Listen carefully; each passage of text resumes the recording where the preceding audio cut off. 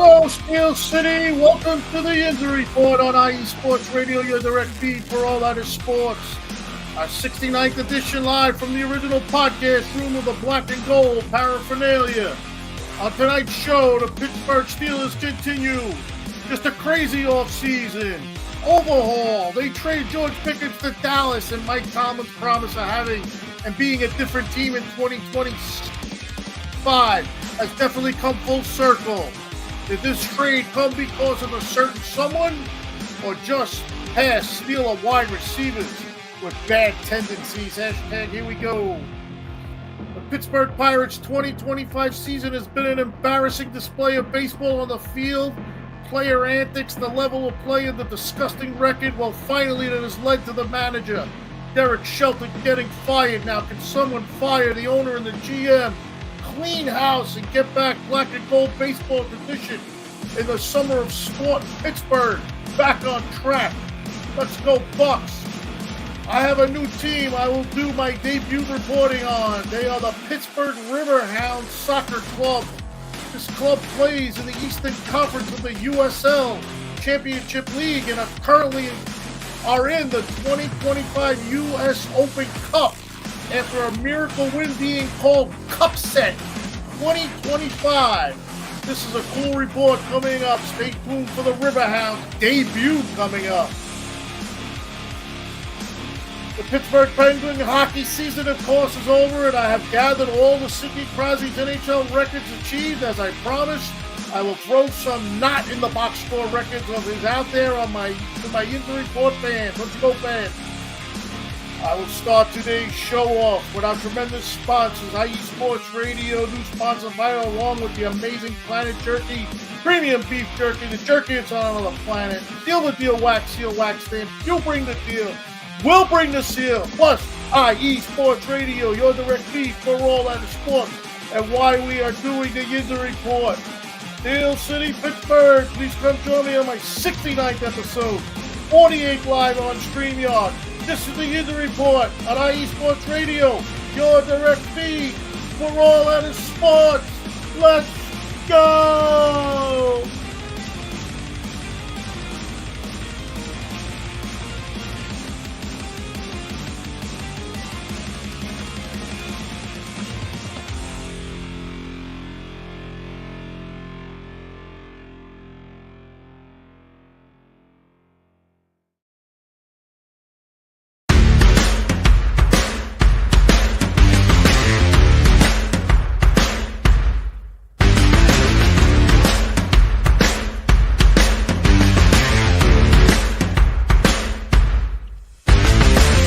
IE Sports Radio fans, this show is brought to you by Planet Jerky Premium Brisket Beef Jerky. Planet Jerky is the official jerky of the 2022 California League champion Lake Elsinore Storm, Single A affiliate of the San Diego Padres. This all brisket jerky has gluten-free options, contains no MSG, no sodium nitrate, is low in sugar, and high in protein. Go to their website at planetjerky.net and follow them on Instagram at Planet Jerky. Planet Jerky, the jerky that's on a whole other planet.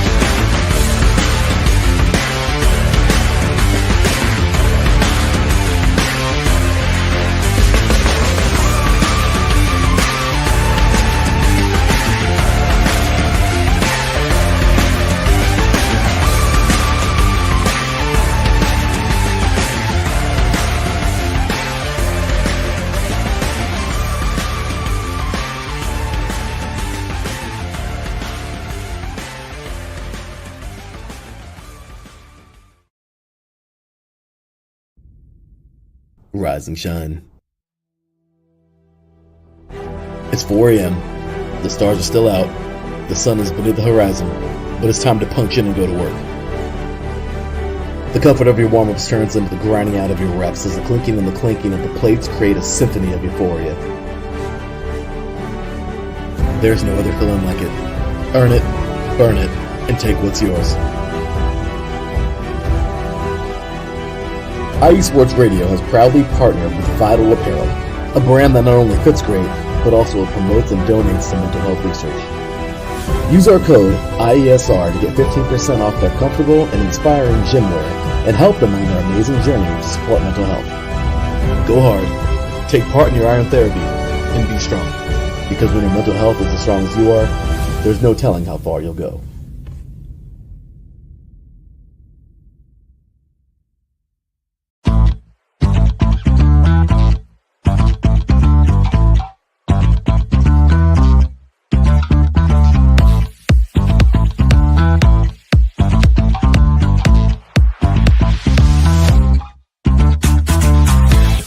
Hey there, IE Sports Radio fans. Be sure to check out our sponsor, Seal the Deal Wax Seals by Cecilia B.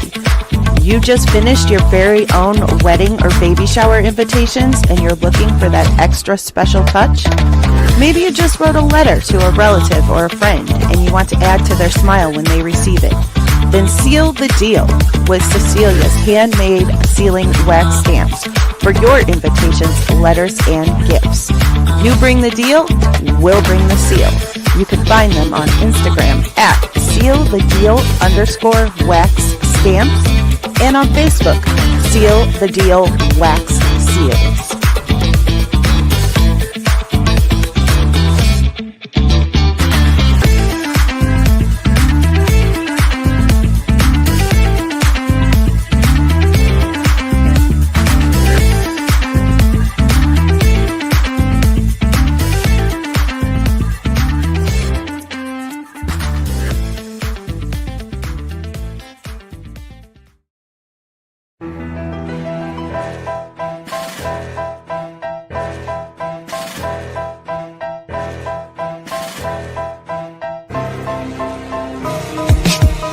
For the last 10 years, IE Sports Radio has been bringing you amazing content ranging from interviewing legendary athletes, coaches, and other authorized media personnel to building tailor-made shows dedicated to all major sports cities around the country.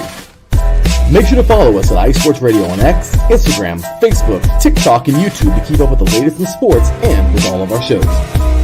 Also, make sure to check out our daily updated website at iesportsradio.com. At iesportsradio.com, you can see our daily show schedule and check out all of our show pages with personal bios to learn a little bit more about each of our awesome hosts. In addition to our show pages, you can catch the IE Sports Radio blog, Hall of Fame, Fans of the Month page, and our merchandise shop including t-shirts, tank tops, caps, long sleeves, hoodies, and more. For now over a decade here at IE Sports Radio, we've continued to be by the fans, for the fans, and we thank you all for your support and for making IE Sports Radio your direct feed for all that is sports.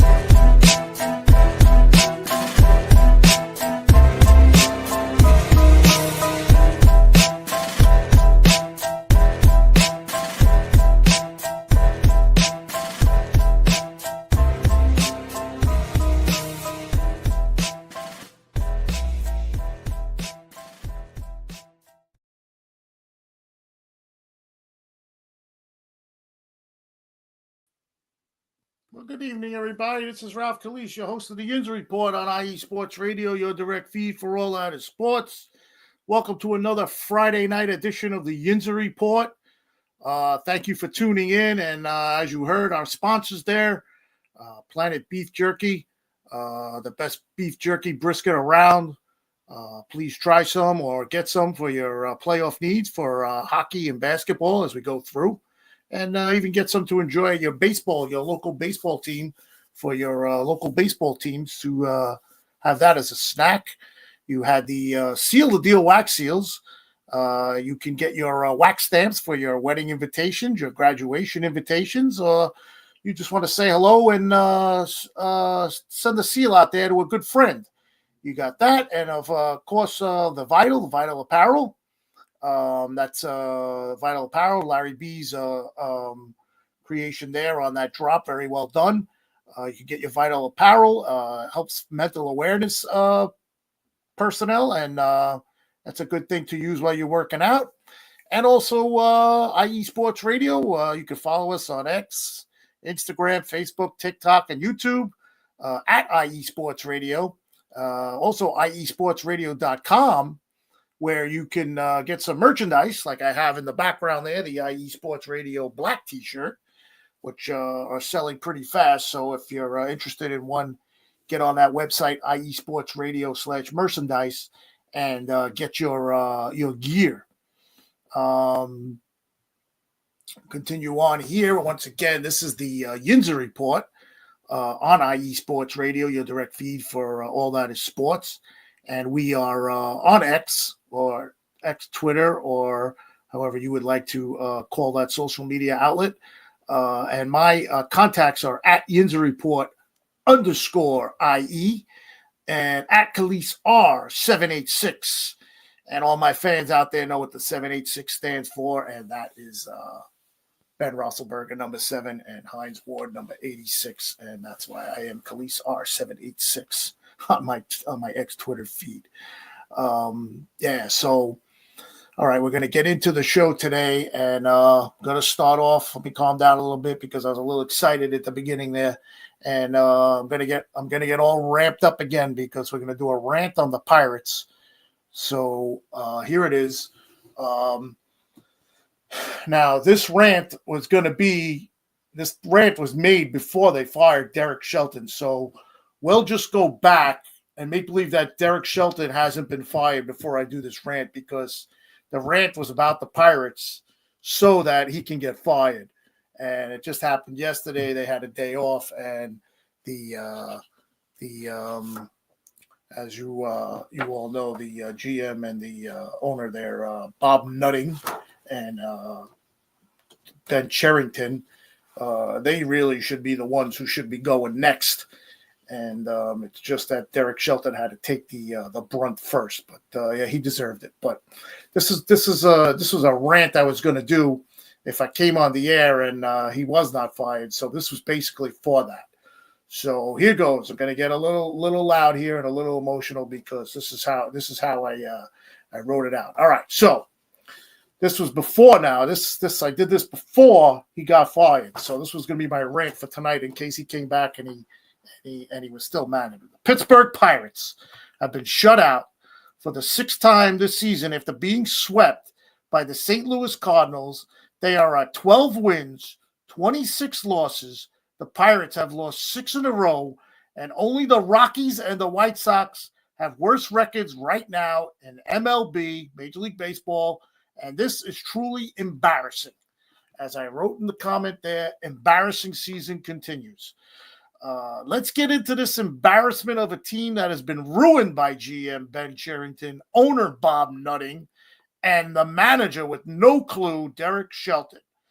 The Pirates' record through 38 games in 2025 is worse than it was in 2021 and 2022 at the beginning of this rebuilding phase.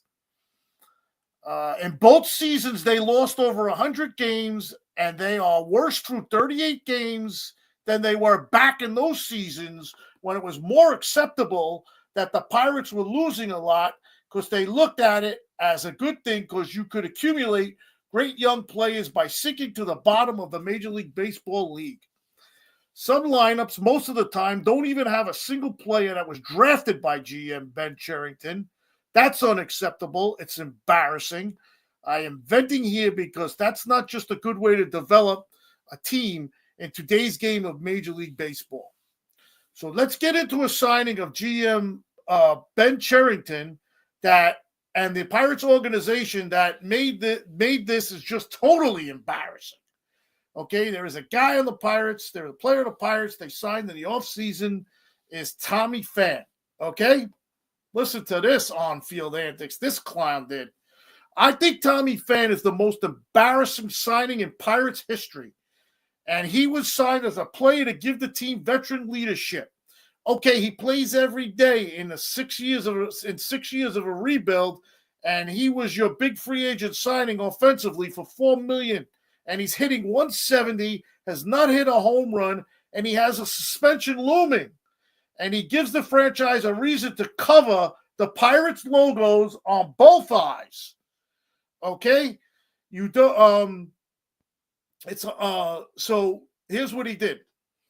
Because this is the way he acted versus the in LA versus the Angels. I'm getting so pumped up here that I can't even read what I wrote here. A fan bump. This is what happened. This was a couple of weeks ago. They were playing the Angels in LA. A fan bumped into him while he tried to field the ball in the left field corner. I get it. A fan should never make contact with players. I mean, yeah, sometimes it's hard to tell if it's fair or foul. Either way, you don't touch a player. Okay, whatever. It's accidental, surely not malicious. And the game picks back up where this clown, Tommy Pham, tells the guy to go play with himself in a gesture-type manner. I'm not going to do it on air because I don't want to get thrown off. Okay, that was the first thing he did. All right. And if that wasn't enough, he tells the guy to come on the field and let's fight. I can't make this shit up. You could go out there and see the highlights of it. Go Google it. You'll see it. I mean, I don't get. Oh my God, he's supposed to be a veteran leader. What is this garbage? He's almost 40 years old of age, and he sucks. He's doing this garbage like this. Come on, this ain't helping the disaster in place that's happening in front of our eyes. So he's brought in to be a veteran leader, among other things. But again, who could have possibly predicted that he would suck other than everyone not named Ben Cherington? This guy has no future here. The Pirates are not winning now. Stop playing him. Stop running him out there on that field. Because to me, every game he plays, it's more embarrassing with a capital E. There were players out there to sign other than Tommy Pham for the same type of money for a year and well within the Pirates' price range that would have made the Pirates better. And our nitwit GM, again, can't find the right guy, and a bozo manager who is evil-eyeing all the reporters when asked why they keep playing this clown. You have Matt Gorski, who was just called up, was hitting home runs in his first career at bat, hitting the ball hard after being called up, and Shelton has him riding the bench for this guy, Tommy Pham. It's just ridiculous. Really, can it get any worse? It's embarrassing at this point and will not get better, in my opinion. The Pirate record speaks for itself and shows the Pirates GM and manager, Derek Shelton, just love a damn freaking clown show. Come on now, this is the major leagues. The one other thing I'm boiling here to get on Derek Shelton about, and believe me, at this point, I don't even know why or know how he goes and blames any of his players the way he did like this, or how he's even behind the bench. So here's what happened. He and believe at this point, I don't know why or how he goes and blames the fact of injured players, Spencer Horwitz and Nick Gonzalez, as the Pirates' offensive problems. Now, these are two big Pirate players that have.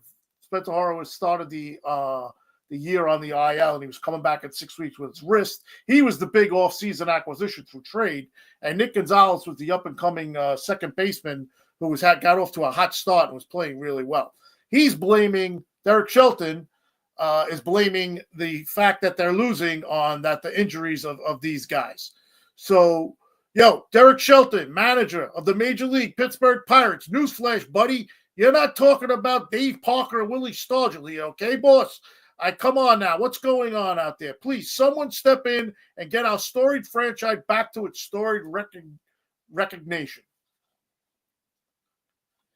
And that was the rant I had prepared, just in case Derek Shelton was still the manager, which he is not. And I had to share that with you because I've been waiting for days to snap on the Pirates on air, and we'll take it a little even further before we get to where he got fired yesterday. I have some stuff here also. You want more embarrassing stuff? Well, here it is. The Pirates brand of baseball, they are playing. Numerous outs have been made on the bases this year. 12 as of April 19th, which led the MLB. Now, that's April 19th. We are May 9th. Okay? I tried to look that stat up, and it's not even listed anymore. So there's got to be more, and it's so embarrassing they don't even want to put it in the MLB stats. Ben Cherington has been GM for 9 seasons. His teams have finished in last place 7 times. Pirates have lost 7 in a row before tonight, 11 of 12. They have a 12-26 record, have not scored more than 4 runs in a game since April 22nd. There's been PR disasters left and right, as the Yinzer report has gone over before we even got on this one. The higher ups in the organization doing nothing about it. Truly embarrassing again.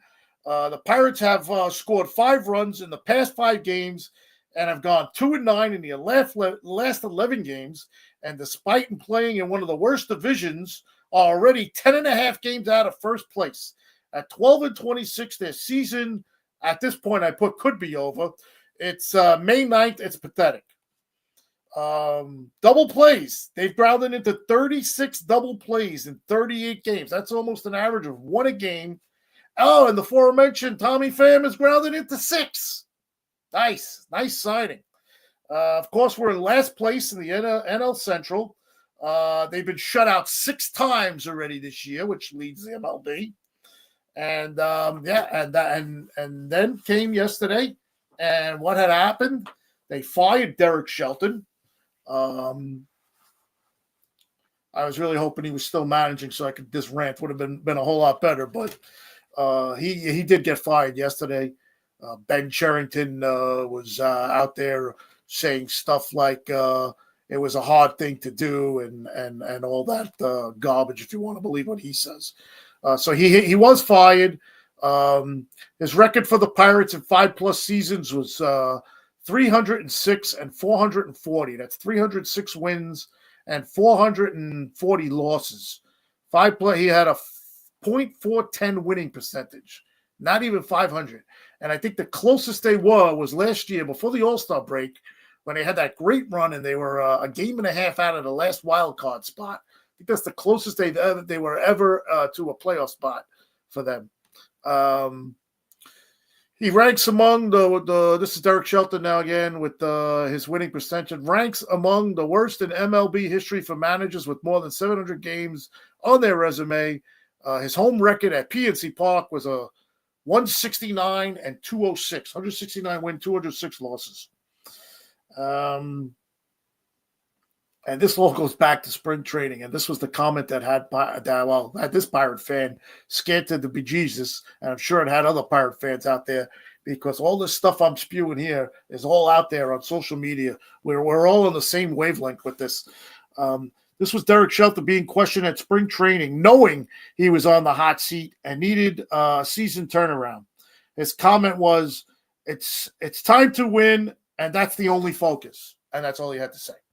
Well, Derek Shelton, thank you for your time in Pittsburgh. You are no longer the Pirate manager. Ben Cherington decided to make bench coach Don Kelly, very respected baseball man. He did play for a Detroit Tigers team that was in an ALCS versus the Yankees, and I believe he hit a big home run. I saw a highlight that they showed of him. He hit a big home run against the Yankees in ALCS, but he is a respected baseball personnel.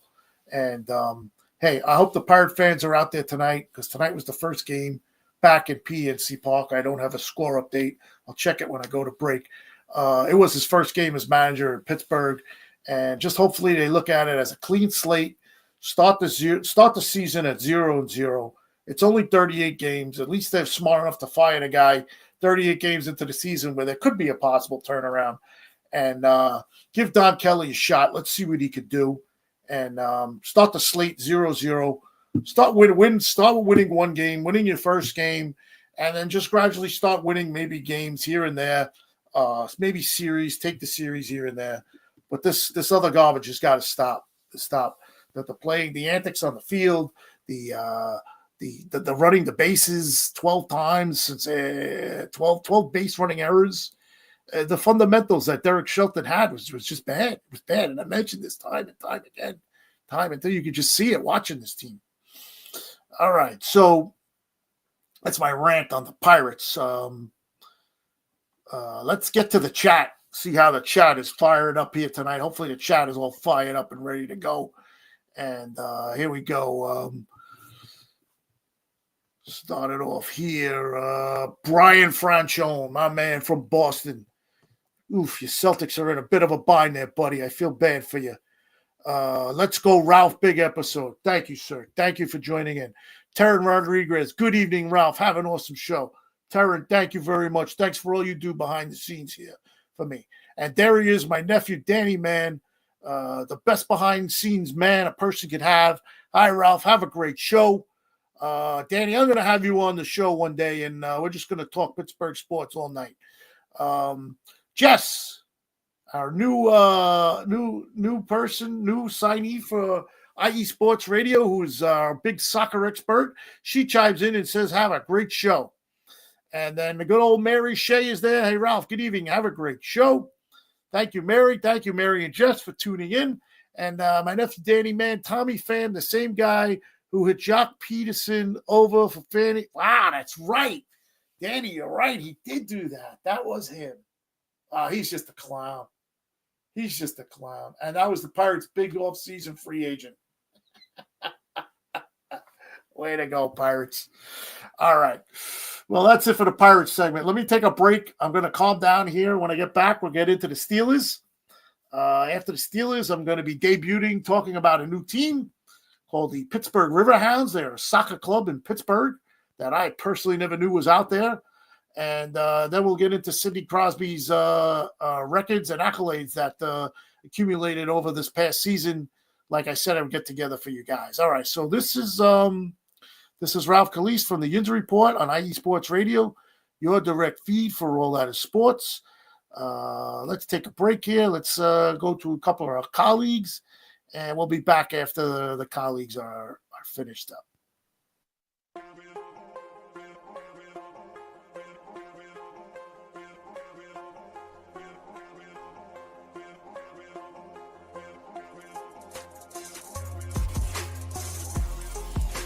Hello, ladies and sinners. Hello, sports fans around the world. Hello, IE Sports family. This is Cale Henderson, the host of IE Vegas, the Sin City Sports Show, presented by IE Sports Radio. If you folks are interested in sports in the Vegas area, if you're wanting to have a blast for 1 hour, every Tuesday night from 7 p.m. Pacific Standard Time to 8 p.m. Pacific Standard Time, this is a show built for the Vegas sports fans, where we feature the Las Vegas Raiders, the Las Vegas Golden Knights, the Las Vegas Aces, and the University of Las Vegas, Nevada Rebels.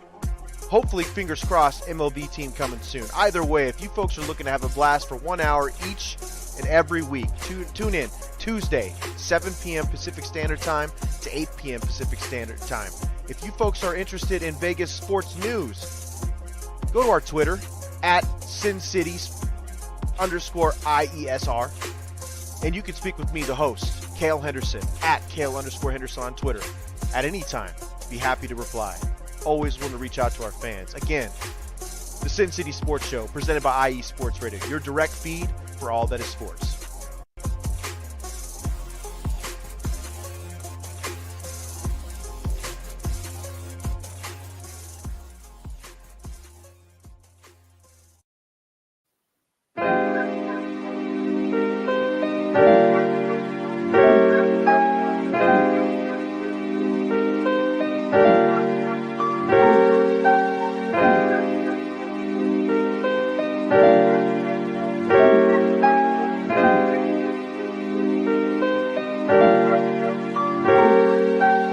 Hello, ladies and gentlemen. My name is Davidson. It's your boy, Dentarius Lava. And we're the hosts of Fast Break here on IE Sports Radio, where we discuss everything in the world of basketball from prep to the pros. You guys should definitely check us out, man.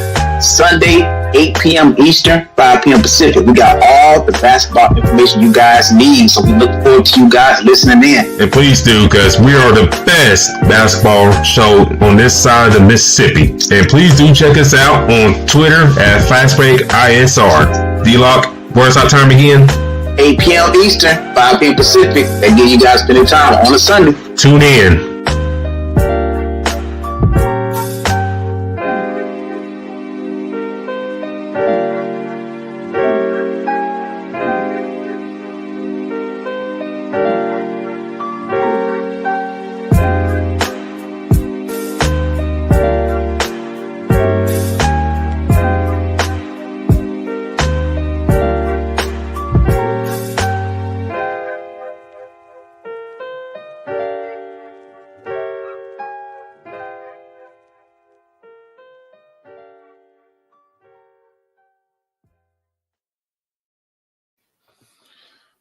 right, welcome back. This is Ralph Calise of the Yinzer Report on IE Sports Radio, your direct feed for all that is sports. And we are back.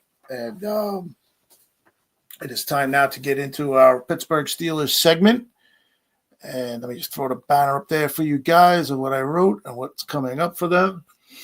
So I put, as you could see in the block there, the black and gold block, Pittsburgh Steelers crazy offseason continues. Trading wide receiver George Pickens. The 2025 team's offense is totally different than it was in 2024. So what I meant by that is I did a couple of shows ago, and I said Mike Tomlin did say there was going to be a bunch of changes coming for the Pittsburgh Steelers and that they were going to have a different team out there next year. And if you look now at all the players that have been either traded like George Pickens or let go or whatever have you not, signed with other teams, their whole offense, except their offensive line, will be different except for Pat Freiermuth and wide receiver Calvin Austin. All the other positions are going to be all different players: quarterback, running back, wide receiver 2, running back 2, tight end 2, whatever you can think of on offense, except the offensive line and those two players I just mentioned. So let's get into the trade with George Pickens. This was something that supposedly was in the making for a while with the Steelers, and I really thought that they weren't going to trade him because I thought Mike Tomlin took this kid under his wing, and he was in his final year of his contract. And I don't know if Tomlin was going to try to make it work where he would get to play with a new quarterback, whoever that is going to be, and opposite of DK Metcalf, maybe learn off his skills. And I thought Mike Tomlin was on board with all that, and he was going to help this kid progress out of his mind of whatever was going on with George Pickens. But no, it came out yesterday that Mike Tomlin was the spearhead of trading George Pickens because the Steelers, if you go back and you look at some of the wide receivers, they don't mess around with wide receivers. They take it as a very important position on the team, and anybody that gets out of line or does these antics like George Pickens was doing. I mean, there's videos out there of all this crazy stuff he was doing while he was on the Steelers. I mean, I've seen it. I watch every game, but he's a crazy talent, and if you could just harness that talent with without all the garbage on the field and whatever else he was doing, you got yourself a great player. But Mike Tomlin didn't see it that way. He was the spearhead of getting him traded. I mean, there's even reports out there saying that, and the Steelers did say their phones were ringing off the hook when the trade day was coming, but they weren't ringing off the hook for George Pickens, according to what the reports are saying. They were saying the Steelers were calling people, seeing if they wanted to trade for George Pickens, and they were laughing at the Steelers. So we'll see what happens. He's off to Dallas. We got a 3rd-round pick next year, and if you get a chance, just go out there. I mean, maybe next week's show I'll do it. The draft capital for 2026 is insane. It's just insane what they got going on next year for the draft. So they picked up another 3rd-round pick. I think that's 4 they have now. But I'll get a definite fact on their draft picks for you, and we'll go over that next week.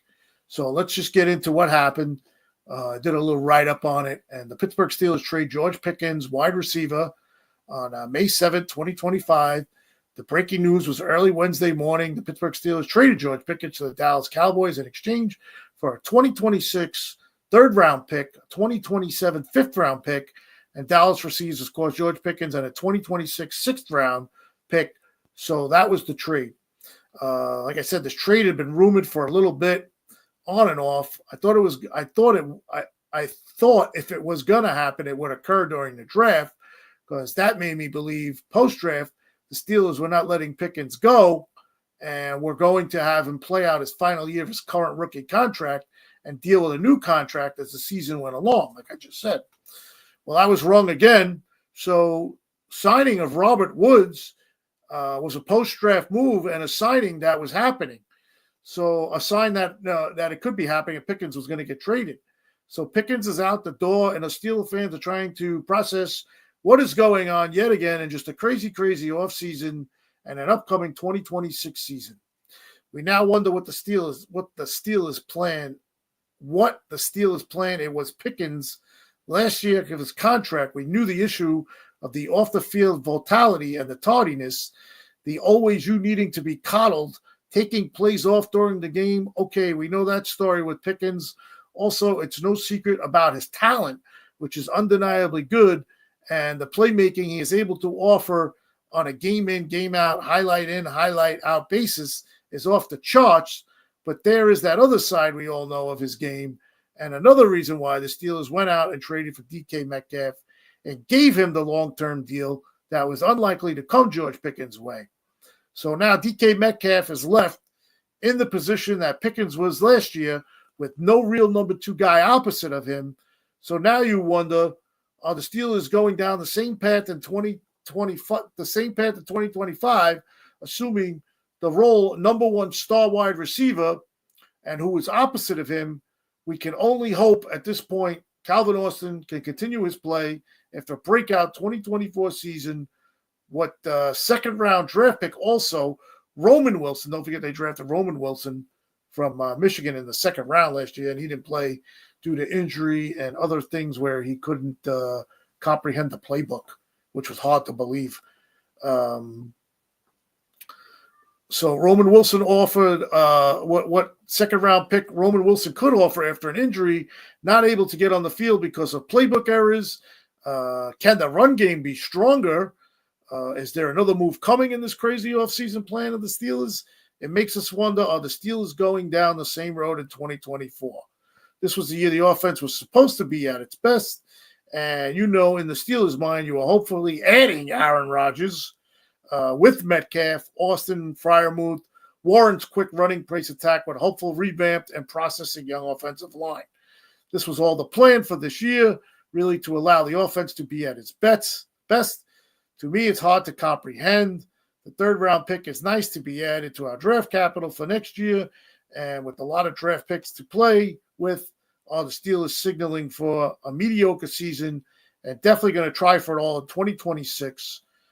Only time will tell on this, but the Steeler fans' patience will not stand for this. I could just see it now, LOL. The Steelers, let's say, are 2-5 after 7 games.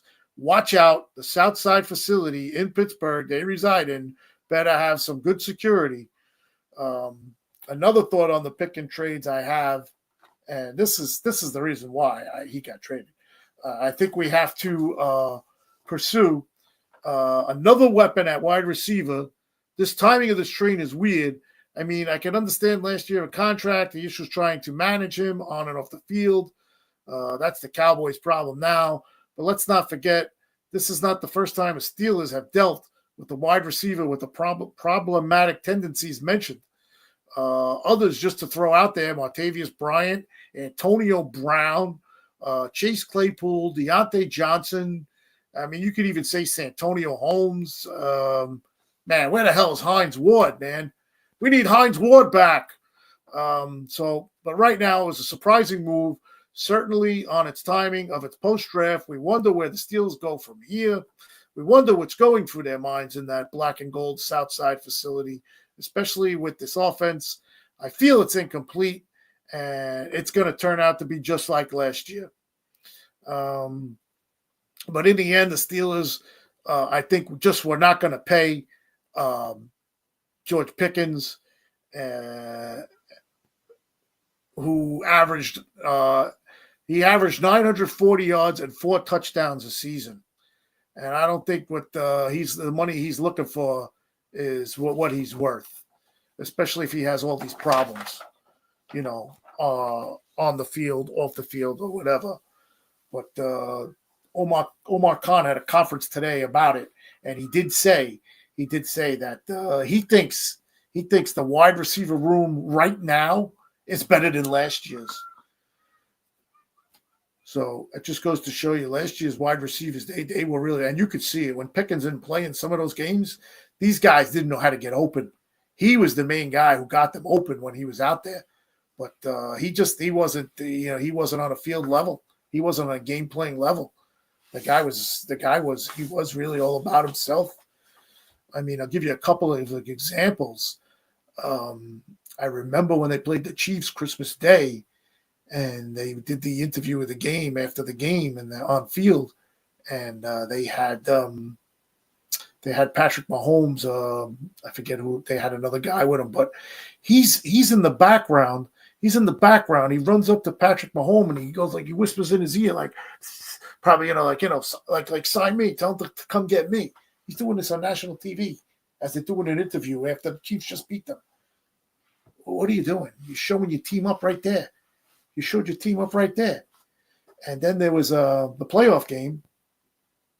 I'm sorry, no, it was the Bengal game, the last game of the year. And there is a highlight out there of this on social media. You see Pat Fryermuth holding him back. He's on the sidelines yelling at the fans. And you see, like, Pat Fryermuth got like that big cape coat that they wear on the sideline. You see him walk over like this, face first into George Pickens, and he's covering him with the thing because he's fighting with a fan. He's trying to fight with a fan. You see him going like this with his fingers. You know, he had the gun motion on the field that he got penalized for. It took away a first down for them, and yeah, he did a crazy talent, but not there, not all there. So that's it for that. That's it for the Steelers. Take a quick break. Show is flying along here. Still got 2 more segments to do. Let's check the comment. There is a comment up there. And Tommy Palatano, my man from my old job, one of my bosses, one of my coworkers, one of my foremen. Can't wait. And I can only think what he's talking about is George Pickens going to Dallas because he is a Dallas Cowboy fan. Tommy, you got him. Good luck. You remember some of the head cases you dealt with at Con Ed when I worked with you? Watch this guy play football. I love it. I love it. Hey, Tommy, you're the best, man. Thanks for tuning in. I miss you, brother. I miss you. All right, so this is Ralph Calise, host of the Yinzer Report on IE Sports Radio, your direct feed for all that is sports. Let's get back to some of my colleagues here. Check out their shows. They have their own shows, special times of the week. Go to IE Sports Radio. You can look up all the times of the shows for different cities. So here's a good one. This is a good show. Check this drop out. All right, this is Ralph Calise, IE Sports Radio, your direct feed for all that is sports. Sports fans, do you like teams that are tough, cities that are tougher, and fan bases that are passionate about their teams? How about teams that are historic and stadiums that are iconic? Then you belong in Chicago, and you need to check out Chi-Town Weekly. Join me, Adam Kernick, every week as we keep up with all things Chicago sports. Bears, Bulls, Blackhawks, Cubs, White Sox. We'll cover them all, plus more. The Windy City is always buzzing, and we'll keep you up on all the big games and major stories. So tune in to Chi-Town Weekly every week right here on IE Sports Radio, your direct feed for all that is sports.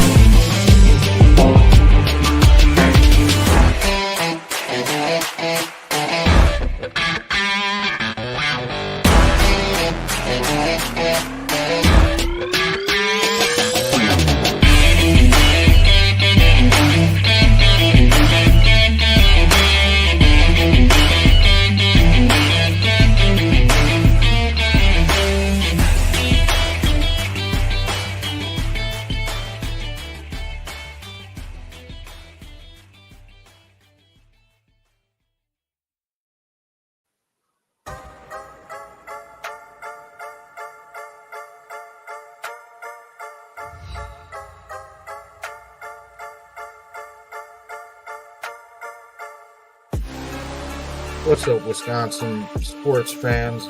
I'm Dan, diehard Baholic, host of the Wisconsin Whistle. Check us out every Wednesday at 6 p.m. Central, 7 Eastern, 4 Pacific. We're talking Green Bay Packers, Milwaukee Brewers, Milwaukee Bucks, Marquette basketball, Wisconsin football and basketball, and all Wisconsin sports. Don't miss us each week, Wednesdays, 6 p.m. on IE Sports Radio, your direct feed for all that is sports.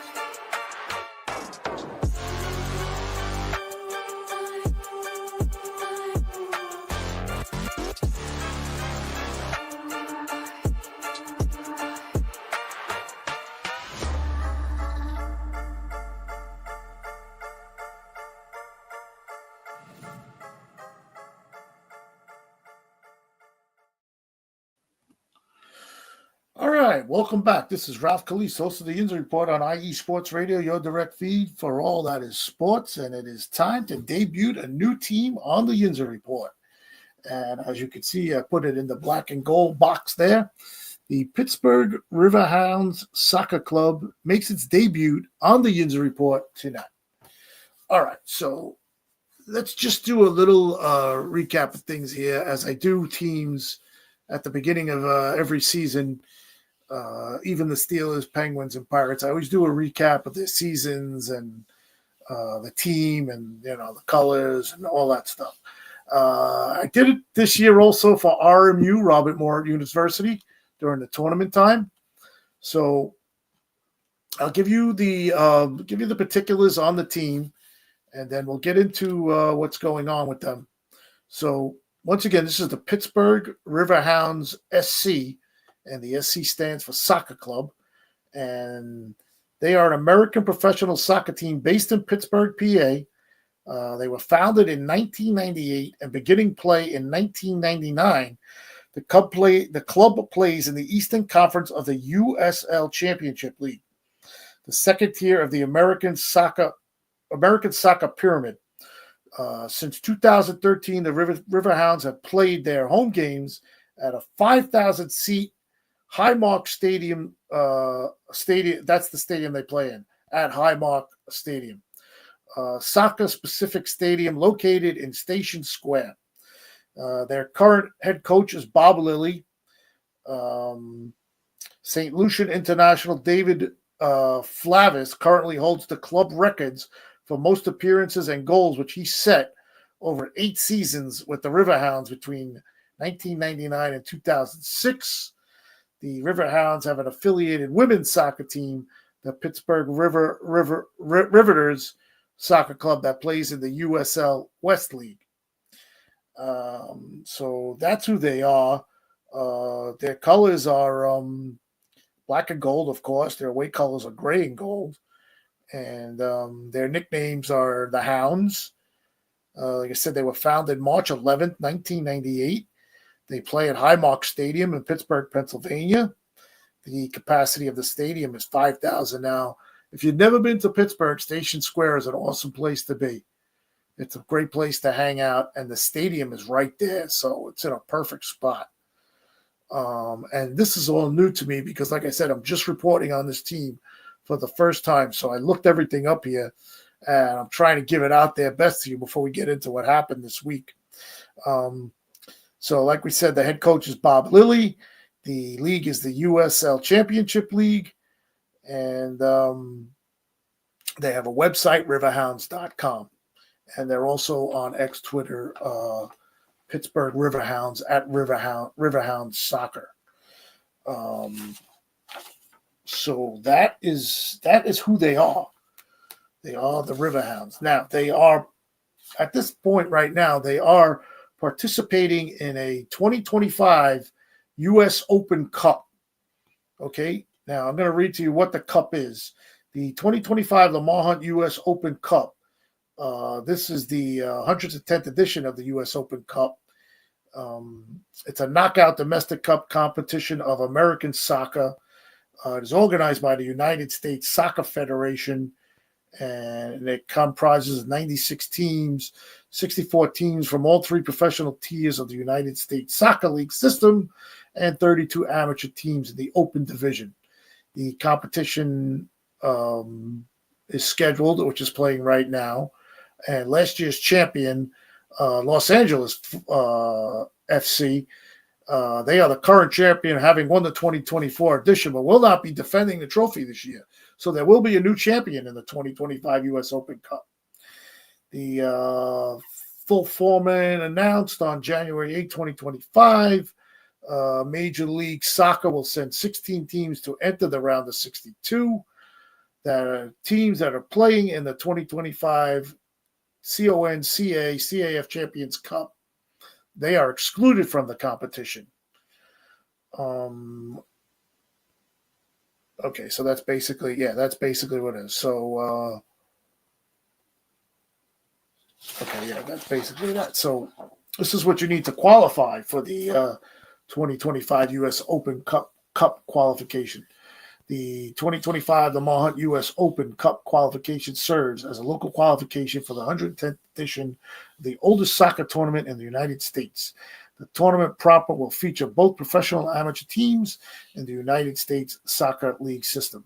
Qualification for the 2025 tournament includes local qualifying matches contested by 114 amateur teams fighting for 14 local qualifying spots, which took place in 2024.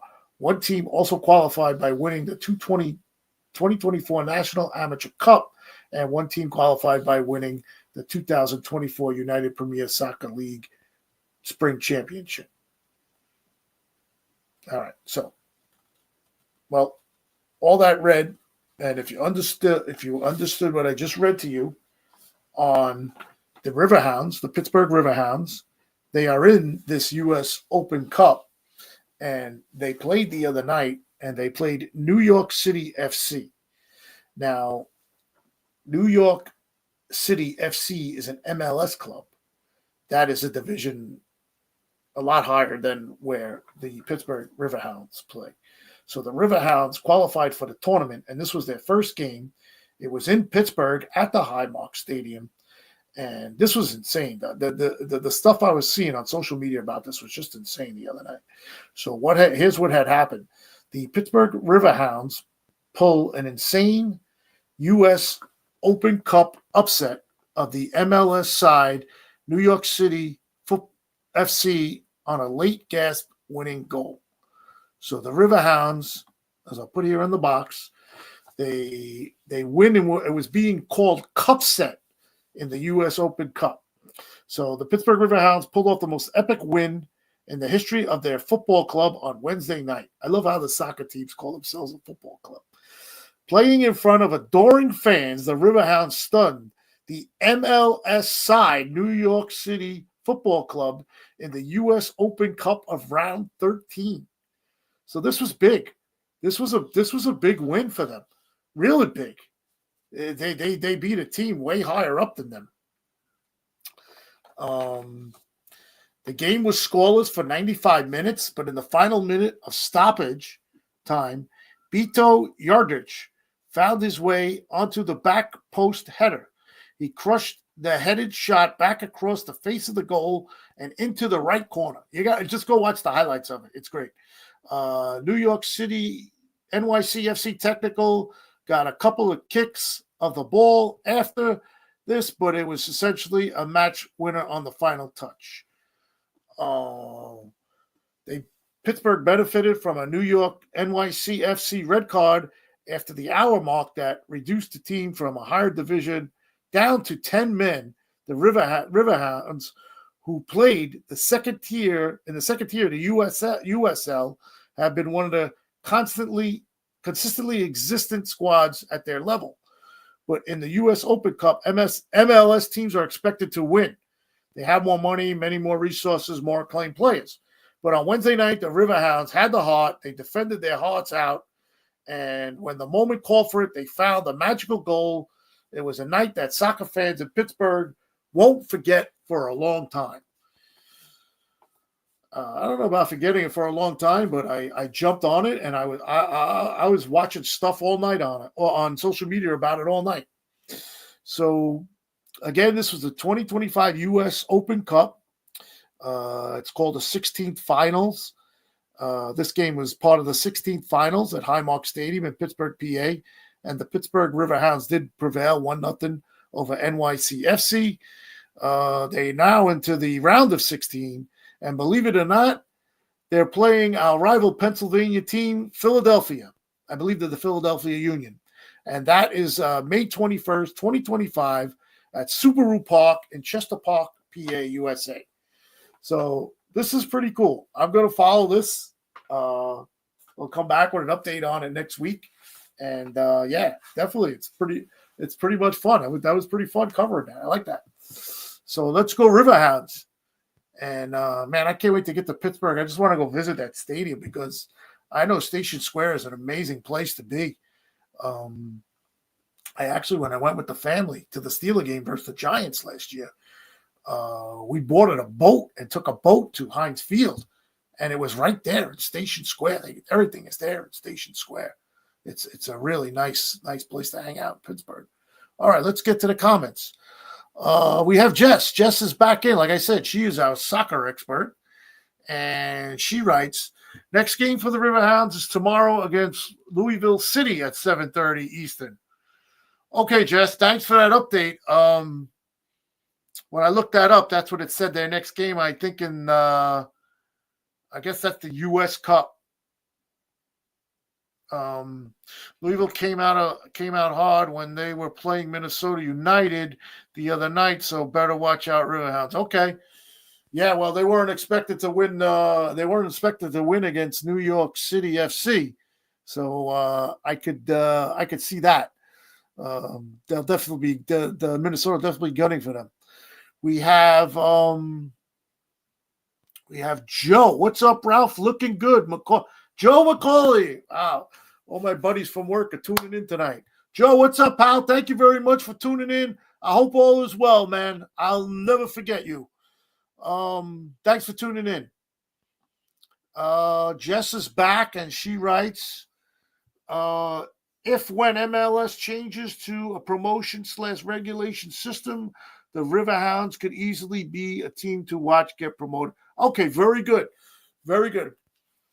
You know what, Jess? I'm thinking maybe I should have had you on to explain this a little better for me, being that it was the first time I was doing this. So maybe we could hook up, and maybe if I do this next week, you could chime in on it for me. Thank you. Thank you for all your reporting there as well and your comments. Thank you for joining in. All right, so that does it for the Riverhounds. So Jess is saying that they will be playing Louisville tomorrow. She put down here, she goes, let's put it up there. Next game for the Riverhounds is tomorrow against Louisville City at 7:30 p. Eastern time. Okay, all right. Well, we're going to monitor it either way. I'm sure she's correct. I don't know where I read where I came up with that Philadelphia thing, but it was out there on their team page. So,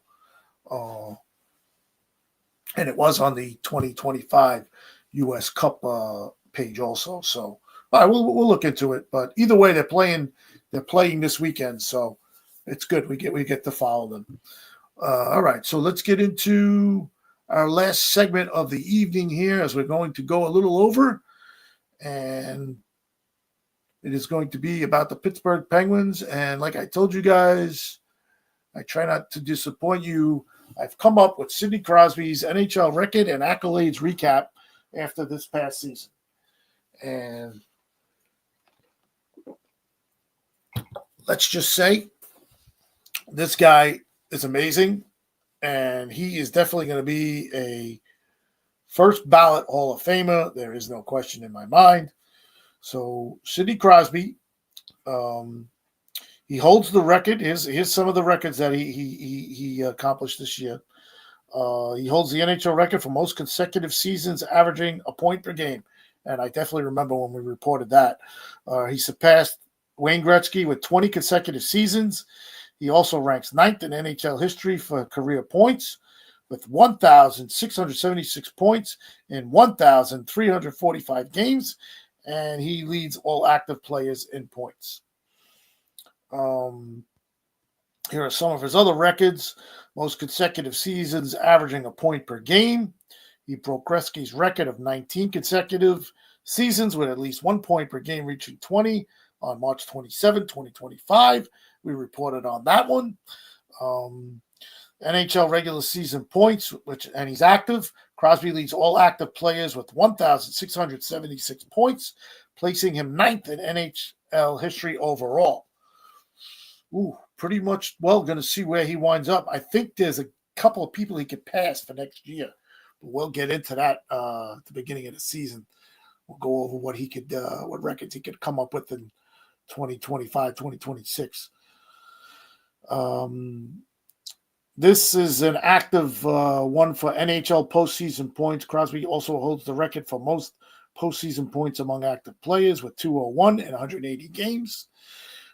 Points with a single franchise. He has the 4th most points with a single franchise, and that's the Penguins. That's 1,676, trailing Gordie Howe, Steve Yzerman, and Mario Lemieux. Goals with a single franchise. Crosby is the 2nd in Penguins history for goals with 618 behind Lemieux. I think we reported on that too. And his assists with the single franchise, of course, the Pittsburgh Penguins. He holds the record for most assists with the Pittsburgh Penguins at 1,058. Okay, so those were his records and some of his accolades and individual awards that are under his resume. 3 Stanley Cups, 2 Olympic gold medals. He's a member of the Triple Gold Club. Okay, what the Triple Gold Club is winning a Stanley Cup, an Olympic gold medal, and a World Championship title. So that's very interesting. He's, I think, one of only a couple of players to do that. These are the awards that he's won in his career so far. Hart Memorial Trophy, that's the NHL MVP, 2-time, 2007, 2014. The Art Ross Trophy winner, that's the NHL's top scorer, 2 times. Same seasons, 2007, 2014. That's pretty easy. That's why he was the MVP. The Ted Lindsay Award, 3 times. 2007, 2013, 2014, as the NHL's most outstanding player. Conn Smythe Trophy, 2016, 2017, 2-time. That's the MVP Stanley Cup playoffs. Maurice Rocket Richard Trophy. That's the NHL top goal scorer 2 times in 2010 and 2017. And he was also named to the NHL rookie team in 2006. Here's another record that happened this year. If Brian Franchone is out there, pay attention because this has to deal with your Bruins. And a player on the Bruins that I'm sure is one of your favorites. So he has, this is Crosby now, the NHL record for most face-off wins. That's 15,664 wins on a face-off. And this is the category I was saying in the beginning, the non-stuff you don't see in the box score. Hold on, I got a comment. Hopefully that's Brian. No, that's not him. Sorry about that. So back to the record. He has an NHL record for the most face-offs taken. 29,637 faceoffs. Both records achieved over his career in the NHL, surpassing Patrice Bergeron in January 2025. That is the guy I was mentioning for Brian, the Boston show host, Patrice Bergeron. And I got a little stat here for Brian. I don't know if he's out there, but your guy, Patrice Bergeron, holds the NHL record for most faceoff wins in a single game at 31. And that was versus Vancouver on February 24, 2015. And that's it. That's it. That is the show for today. What a show. My God, my jaws are killing me. But anyway, yeah, it was a great show. Great show. Thanks for everybody who tuned in. Let's just go over the guests that we had in the Yinzer chat today. Brian Franchone, Terran Rodriguez, Danny Mann, Alsaka Girl Jess, Mary Shea, Tommy Palatano, And my buddy Joe McCauley from work. I thank you all you guys for tuning in. That was great. Thanks for tuning in. You guys know I love the chat. That's one of my favorite parts of the show. And the more people that tune in, the better for me. Okay, so I'm going to take this banner down now that we're done. And just want to throw a little promotion out there for want to promote something for IE Sports Radio. Next week, remember we switched from 8 p.m. to 7 p.m. Next week, the defining moment will make its spectacular return to the airwaves. That is the IE Sports Radio's defining moment with Larry B., the headline show for IE Sports Radio. And he's doing it next week. He's coming back next week at 8 o'clock to do it. And it is the 11-year anniversary of IE Sports Radio. So he's hitting it hard with the defining moment. And that is coming up next week at 8 p.m. So we will be on before. We'll have to get the show in an hour because I don't want to be going over and leaking into Larry's great show next week. All right. So keep that in mind. This is the Yinzer Report. I'm your host, Ralph Calise, on IE Sports Radio, your direct feed for all other sports. Again, it is Friday night. Everybody have a great evening.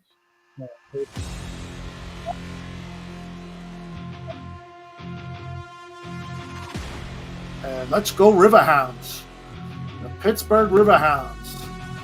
Check them out. We'll be back with them next week. All right, guys. Have a great night. Take care.